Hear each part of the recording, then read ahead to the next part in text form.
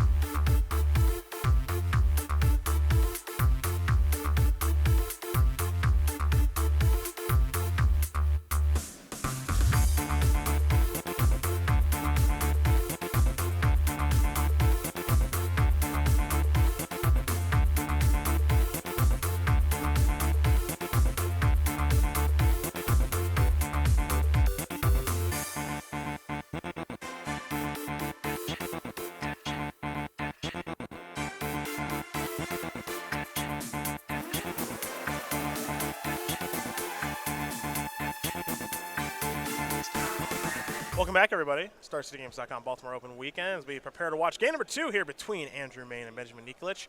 Lantern Control, Jeskai Control. We're going to start with Andrew Maine and his 2 Abrupt Decays, 2 Welding Jars, 2 Proffering Nodes, 2 Leyline of Sanctity. A Bantu's Last Reckoning, Collective Brutality, Graph Trigger's Cage, Pithy Needle, Tezzeret, Agent of Bolus, Nature's Claim, Dark Confidant.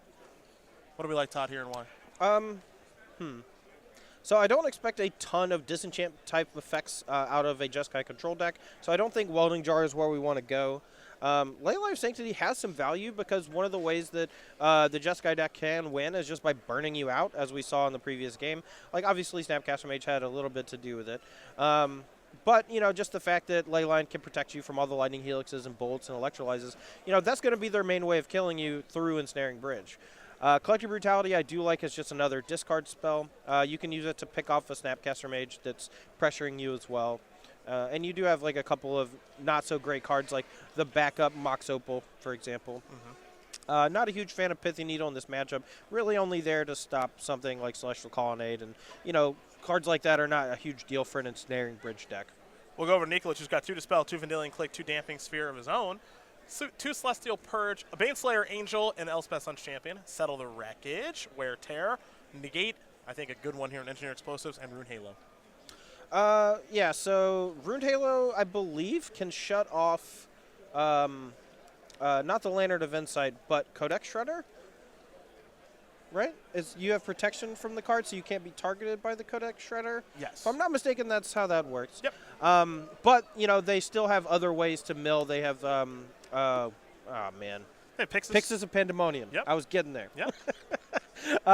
Injure Explosive seems like it could be pretty good, just, you know, destroying all the 1-mana artifacts. Wear Tear, a Disenchant effect is pretty obvious. Vendilion Click being a flash threat that can strip, a card out of Andrew Maine's hand doesn't sound that bad either. And Negate for obvious reasons because it's counterspell. So Nikolich up 1 here.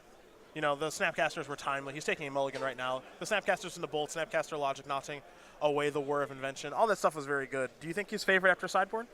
Oh, yeah. I mean, he gets all these, dead Path Exiles out of his hand. He gets to trim down on the burn spells a little bit. Looks like he's taking another mulligan, though, so it could be a tough one. Fair enough. Going to go down to 5. We could be on our way to a third game here. Who knows? But one thing we will talk about while we do wait is the StarCityGames.com weekly sale. Because, Todd, you said you're a shill. We're going to see just how good your shilling powers are because we have some cards that we have to sell at Star City Games. I was being facetious, honestly. Were you? When I said I was, I'll try my best. We got up to 20% off select modern singles. Convenient since we do a lot of modern gameplay and we have modern at this tournament. Hey, you know how Standard basically disappeared outside of the team opens? That's because Modern. That's because Modern's awesome. Modern is great. Modern's Everyone loves fantastic. Modern. Bloodbraid Elf, freshly unbanned. Get them now. They're on sale. 20% off select Modern singles. It's right up there along with Abrupt Decay. Says it on the screen. Hallowed Fountain and Windswept Teeth. Go to StarCityGames.com I'm kinda /weekly sale. Ends on Monday at 10:59 a.m. Kind of mad Abrupt Decay can't really be cast by Hallowed Fountain. That's just pair the lands up with the cards at least, Go Come on. Go talk to Ray. Yeah, well, You're in the office every week. he doesn't talk to me. Yeah. Here's a Spire of Industry into a Lantern of Insights. This will resolve. Let's take a look at the top cards. Thoughtseize there for Maine. A Serum Visions for Nikolich will be his draw. His top card is a Celestial Colony. One thing I definitely do not like about cards like Corso, Crewfix, Lantern of Insight, things that reveal the top card of your deck, they don't come around very often, but when they do, they're often powerful cards. Like, they find their way into some decks. And it's such a unique aspect of Magic, playing with the top card of your deck revealed, that it actually can cause a lot of rules violations. They have recently done some changes to help alleviate some of those rules issues by, I guess, taking it down a notch as far as how bad it is. But at the same time, it's just mechanically very difficult to always play with the top card of your library revealed. And it also makes for some weird things, like during scrying, do you show both of them? Do you just show one of them? Yeah. So don't play Lantern. That's what I'm getting at. Just don't do it. It is a little unconventional, as you see. Nikolich just thinks he's supposed to reveal the negate. Unsure. Can he shuffle? But can he shuffle the cards? Who knows? I actually have no clue. Banned immediately. yeah. Get out of our tournament. You shuffled the cards. Should have known better. Does he reveal the top card right now? Who knows? He will now. And that top card is going to be another copy of Serum Visions. We get to do it again, as there's a Glacial Fortress. He shuffled away a negate. I'm not sure if I like that play. Maybe he just really needs lands, but he had the second land already. It looks like he has a Dispel in hand. I believe that is a Worldwake Dispel, just for War of Invention. Yep. Bingo. Which is worth countering. You see Logic Knot, Electrolyze, and Snapcaster Mage also in hand. Yeah, this hand is pretty good. I believe he's on a mulligan to 5. He's getting his best card taken here, which I'm assuming is going to be Logic Knot. But he may take the Snapcaster Mage. But, Logic Knot seems like a safe pick. If he has a War of Invention in hand, he may, take the Dispel just because it only costs 1 mana. Looks like his hand is a bunch of artifacts and Ancient Stirrings and an Abrupt Decay. Yeah, not a ton going over there. You see a Codex Shredder, a couple other artifacts. You mentioned the Stirrings, I believe. Looks like there's an Abrupt Decay as well. And we're going to see what Maine wants to select here. It's interesting. Snapcaster Mage and Logic Knot, those are the cards that he lost to last game. Looks like he's going to take Logic Knot this time. Yeah, now there's Codex Shredder. That's fairly expected. Codex Shredder here actually just going to shut Benjamin off of lands. Or try his best to. Plains is the reveal. All right, so now he doesn't have Logic Knot. There's no reason to hold up the 2 mana. Go ahead and just cast the Serum Visions. My guess, he lets it happen. That's fun. I mean, is it reasonable to try to keep him off of lands the entire time, you think? I mean, I think so. I mean, even if you mess up, you basically just reset, right? Like you then you start attacking different cards. Okay, sure. But sure. you can attack lands for a little while. Looks like Snapcaster Mage is going to stay on top. Looks like he kept top. There's a Plains pass the turn back. Yeah, so it looks like Nikolich here is planning to recoup from these mulligans. He's just going to start going for Snapcaster Serum Visions over and over again. If Andrew Maine is able to hit something like a Graph Digger's Cage, then that might actually be really bad for Andrew. And that or card, for Nikolich. that sorry. card in Maine's hand actually is a copy of Nature's Claim, not Ancient Stirrings, as he draws a Mox Opal. Top card of his deck is a Welding Jar. So, here's Pixis of Pandemonium. That is a Mox Opal. That's 2. I need him to play one more. Come on, Ancient Stirrings. Do it. Ancient Stirrings to find a one-man artifact. There is Ancient Stirrings. Here it comes. So you need 3 artifacts in one turn? Oh, yeah. Okay. And then we have, well, we don't have bingo yet, but, Wow, it's a bunch of lands and a welding jar and a redundant Mox Opal. Oh, yeah. We're taking the welding jar. I think we're taking the Glimmer Void. I'm kidding. Are we casting the welding jar this turn, though? Why would you not? Are we casting it? It seems like a bad time to... Bang! Okay. 3 or more historic cards down. What up? Welding jar doesn't feel particularly historic. I don't make the rules. I'm just saying. Doesn't feel particularly historic, but you can have your stamp. Top card here. Looks like it's going to be a Search for Escanta. It is. This is going to resolve. Something juicy for Abrupt Decay to destroy as we head back over to Andrew Maine. Yeah, I mean, normally you want to use Codex Shredder to get rid of cards like that, but at the same time, like, you have the Abrupt Decay in hand that's just kind of rotting. Yep. And the fact that it can't be countered is pretty great against something like Dispel, which you know that your opponent has. Pithing Needle was the draw. Pithing Needle looks like it's going to be the play. Though, again, I'm unclear what he's going to name this go-around. We saw him name Colonnade last time. And you see now he's consulting his Andrew with Rudy Briksza on potentially what the play is this turn. Decay, Nature's Claim, and Needle in hand. I think they might be saying, I actually want you to claim this as opposed to decaying it. So the argument here is, do I just Pithy Needle Escanta the Sunken Ruin? Okay. So he does actually just Pithy Needle naming Escanta the Sunken Ruin, and that leaves his Abrupt Decay for later to be able to shut down, I don't know, maybe Rest in Peace, because Rest in Peace can turn off your Codex Shredders. Maybe Stony Silence, which shuts down all your artifacts. Okay. Stony Silence is a legit reason to hold on to that Decay. Oh, for sure. That makes a lot of sense. But he also has like really good control of his draw step right now. And I guess my only fear here is what's the plan? Here's Electrolyze. Yeah, Ooh. So this is actually really bad for Andrew. He is about to allow the draw of Injure Explosives in response to the activation of Codex Shredder, I believe. So maybe gotten a little sloppy here? Maybe just playing a little fast, not thinking through exactly what your opponent could do in response. Like drawing a card with Electrolyze, he knows it's there, right, from the discard spell earlier. Yep. But, you have to play quickly with a deck like Lantern also. So you're going to, that's just going to happen sometimes. Codex Shredder, it looks like Maine's going to target himself. Loses Lantern. Mishra's Baubles on top of the deck now. And this is all before he draws a card. And he doesn't really want the Bauble either. It cycles. It's not. It's slightly worse than a random draw. Now he could actually pop Bauble main phase and then draw Whir on Nikolich's turn and cast it. But he still has to worry about that Dispel. That's true. Here's Nature's going to take care of Search for Escanta. Yeah, I think I'm just letting that one happen if I'm Nikolich. Just because the Pithy is already naming the backside. Yeah, so how good is that card really then? The front side is not bad. It allows you, and you don't have to flip it. And since the needle is on the backside, I'm pretty sure he was not going to flip it.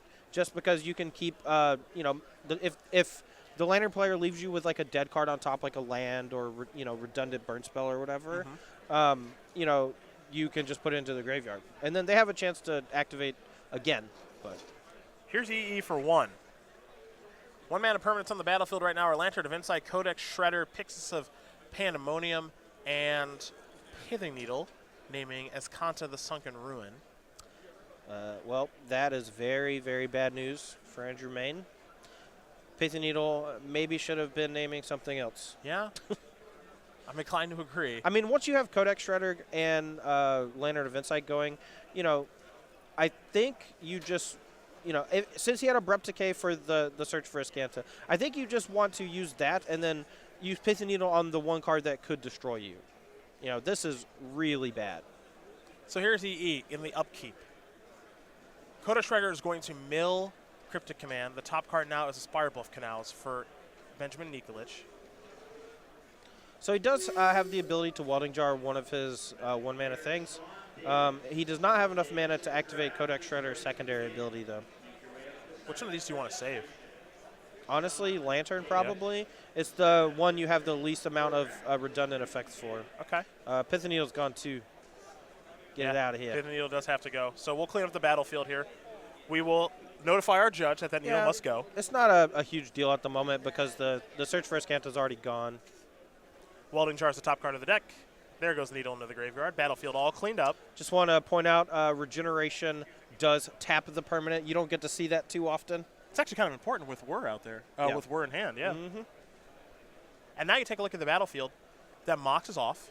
The Lantern, okay, sure. Spire Ministry still on, so he'll cast this. I'm going to take Snapcaster Mage, and all he's got to do is work through a Dispelling Nose, the top card of Nikolich's deck. Not a Hallowed Fountain, or sorry, not a Celestial Colonnade in sight either, so under no pressure. Yep. So even though he just lost a significant amount of his battlefield, still not dead, not in bad shape, because the Jeskai player is not able to capitalize on that sort of advantage without having a Snapcaster Mage or some other form of pressure in play. That's what you cannot let happen with a Lantern control deck. Not saying that Nikolich did anything wrong. His deck is just inherently not very aggressive, not able to capitalize on missteps from the opponent or just bad situations. Here's the second Lantern of Insight. That's going to resolve, dispel the only card right now. Should have kept the Shredder.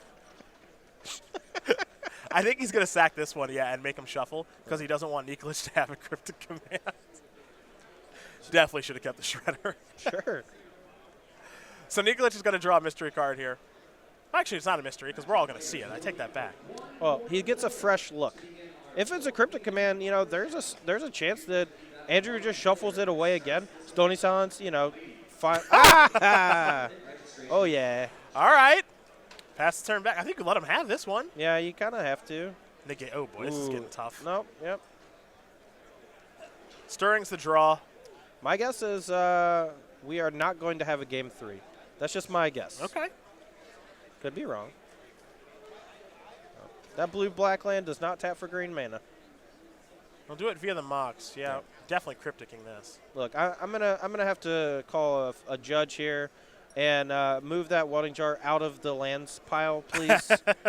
We updated the MTR. You know, we need all lands in the land zone.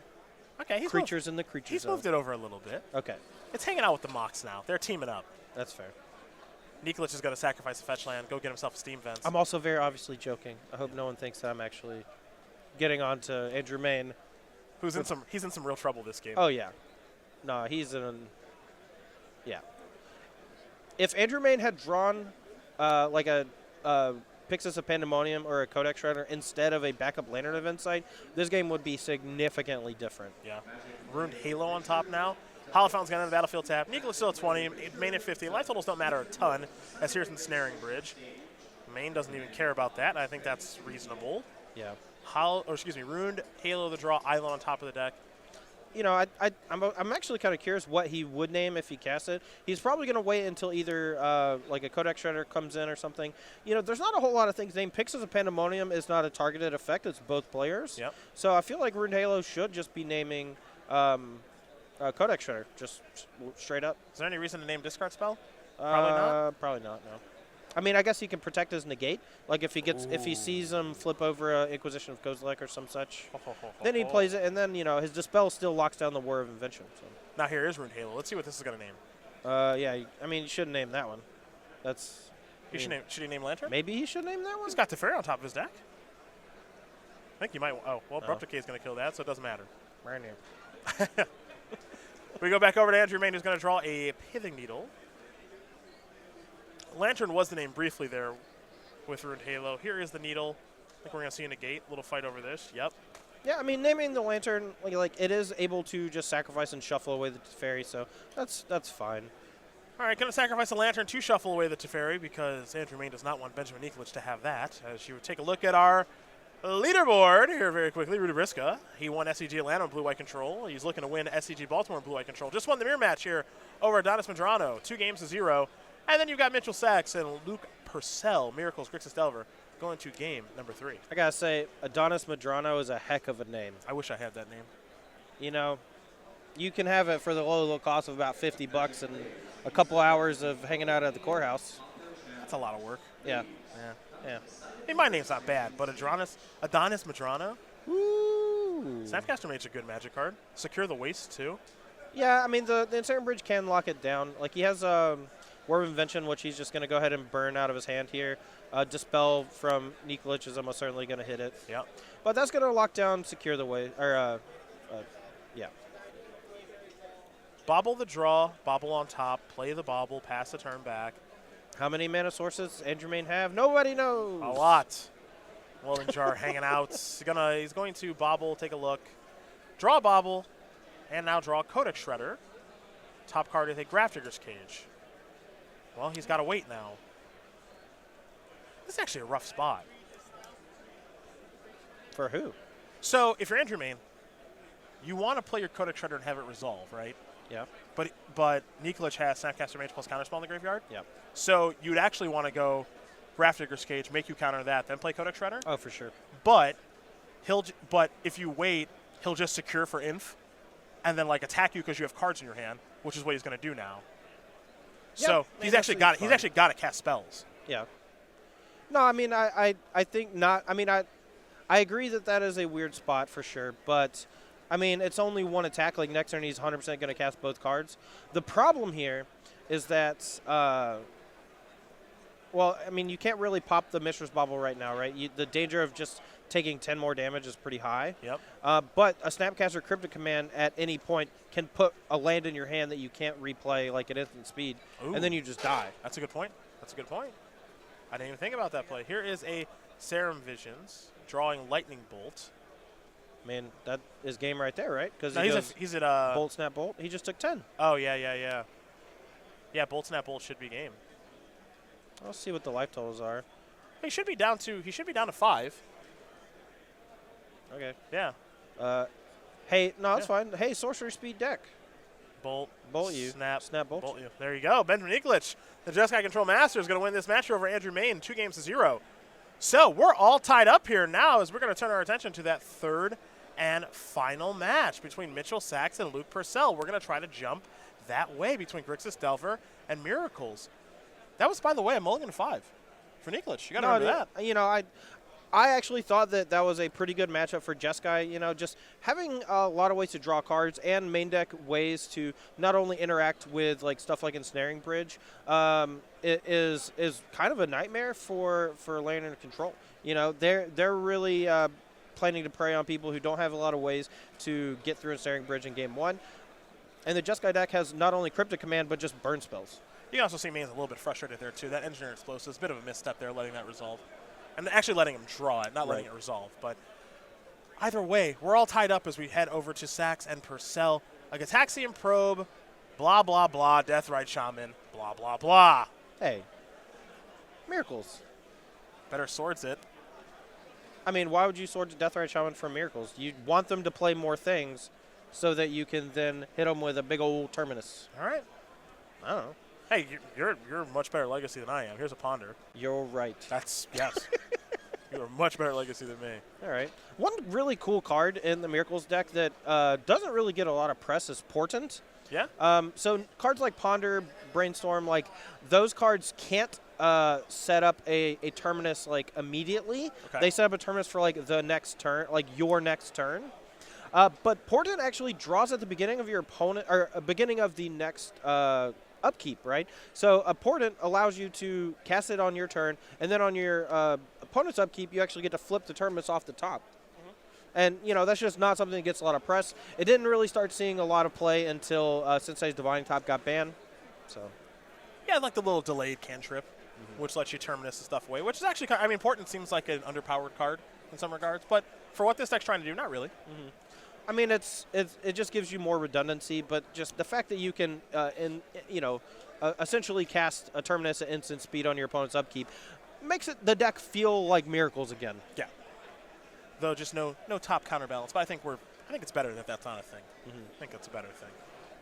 So one thing I want to note, recently there's been a pretty big uptick in people playing Preordain over Ponder. Okay. I think a little bit of that has to do with people playing fewer fetch lands. Like when you play a bunch of fetch lands, like Ponder is very good. But decks like Grixis Delver, like I've actually been considering just cutting Ponder from the deck in favor of Preordain because a lot of times you need to fetch a black source on turn 1. Okay. Like let's say if your opening hand had Volcanic fetch land, classically speaking, you would lead with the non-fetch land so that your Brainstorm gets unlocked. You get to shuffle with Ponder later in the game. Now, since Deathray Shaman is black-specific, you don't have a lot of black sources in your deck overall. You have to use that fetch land a lot of times. And you would much rather have a Preordain when you have no shuffle effect than a Ponder. Okay. No, that makes sense. That makes sense. But we see the Preordain from Luke Purcell's Miracle sides. Not necessarily for similar reasons. I mean, he probably has not as many fetch lands as some decks.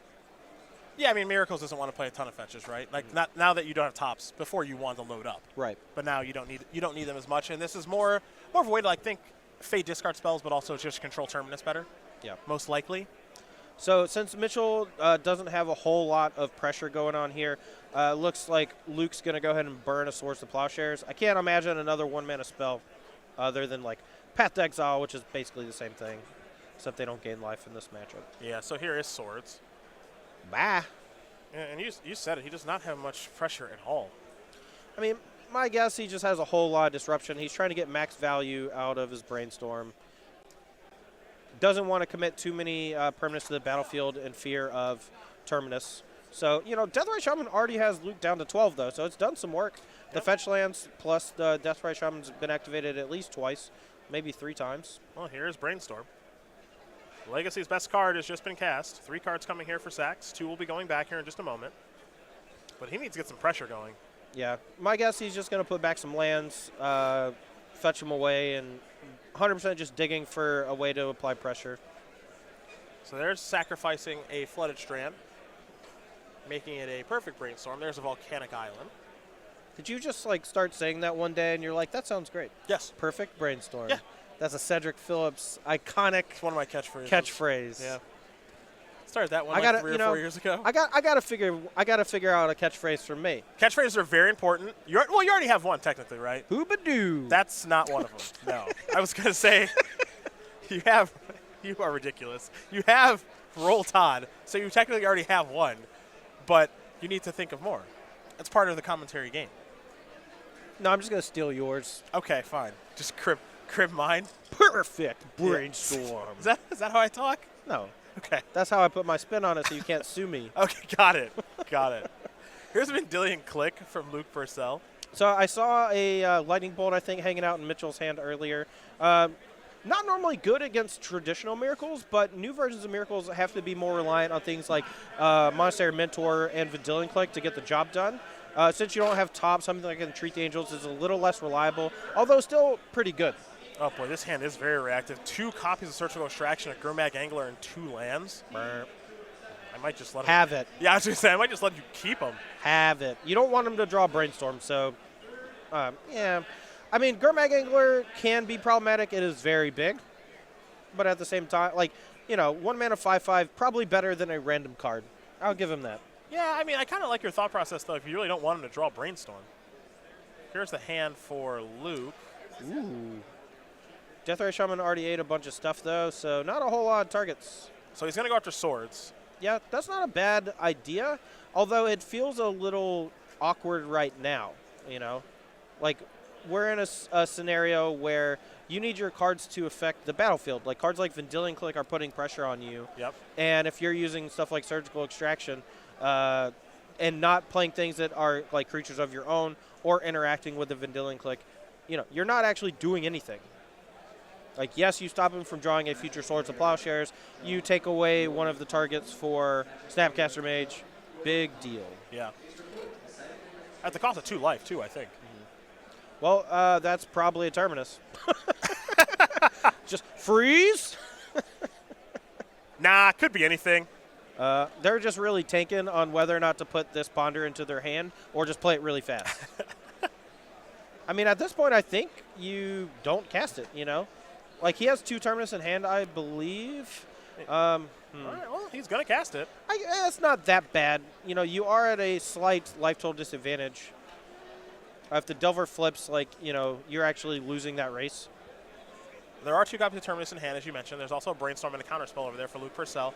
We already saw Mitchell Sachs' hand. He's got multiple copies of Surgical Extraction. Well, only 1 now, but he did play 1. Here is another Delver.